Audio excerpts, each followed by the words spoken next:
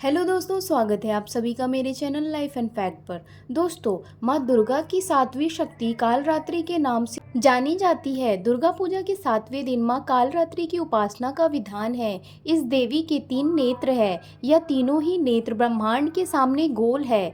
इनकी सांसों से अग्नि निकलती रहती है। यह गंधर्व की सवारी करती है। बाईं तरफ के ऊपर वाले हाथ में लोहे का कांटा तथा नीचे वाले हाथ में खड्ग है। इनका रूप भले ही भयंकर हो, लेकिन यह सदैव शुभ फल देने वाली है, इसलिए यह शुभमकरी भी कहलाती है। अर्थात इनसे भक्तों को किसी भी प्रकार के भयभीत का आतंकित होने की कतई आवश्यकता नहीं।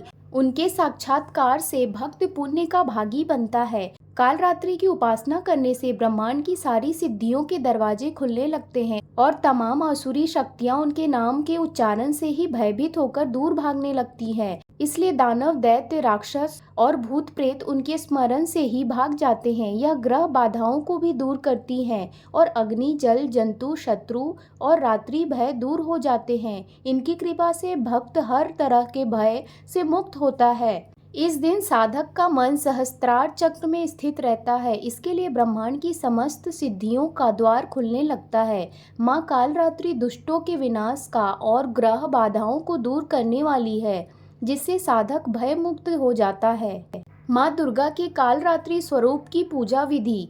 दुर्गा पूजा में सप्तमी तिथि का काफी महत्व बताया गया है। इस दिन से भक्त जनों के लिए देवी माँ का दरवाजा खुल जाता है और भक्तगण पूजा स्थलों पर देवी के दर्शन हेतु पूजा स्थल पर जुटने लगते हैं। सर्वप्रथम कलश और उसमें उपस्थित देवी देवता की पूजन करें। इसके पश्चात माता कालरात्रि जी की पूजा की जाती है। पूजा की विधि शुरू करने पर हाथों में फूल लेकर देवी को प्रणाम कर देवी के मंत्र का ध्यान किया जाता है। सप्तमी की पूजा अन्य दिनों की तरह ही होती है, परंतु रात्रि में विशेष विधान के साथ देवी की पूजा की जाती है। इस दिन कहीं कहीं तांत्रिक विधि से पूजा होने पर मदिरा भी देवी को अर्पित की जाती है। सप्तमी की रात्रि सिद्धियों की रात भी कहलाई जाती है। माँ कालरात्रि की कथा।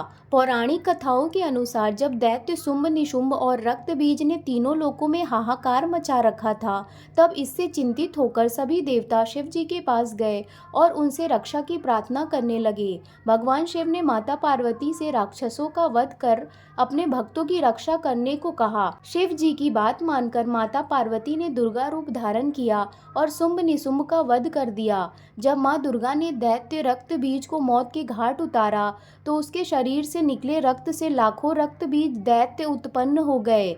इसे देख दुर्गा ने अपने तेज से कालरात्रि को उत्पन्न किया। इसके बाद जब माँ दुर्गा ने दैत्य रक्त बीज का वध किया और उसके शरीर से निकलने वाले रक्त को माँ कालरात्रि ने जमीन पर गिरने से पहले ही अपने मुख में भर लिया। इस तरह माँ दुर्गा ने सबका गला काटते हुए रक्त बीज का वध कर दिया। बोले कालरात्रि माता की जय। दोस्तों, अगर मेरी यह जानकारियाँ आपको अच्छी लगी तो कृपया मेरे चैनल लाइफ एंड फैक्ट को लाइक, शेयर एंड सब्सक्राइब जरूर करें और कमेंट में जय माता दी जरूर लिखें। धन्यवाद।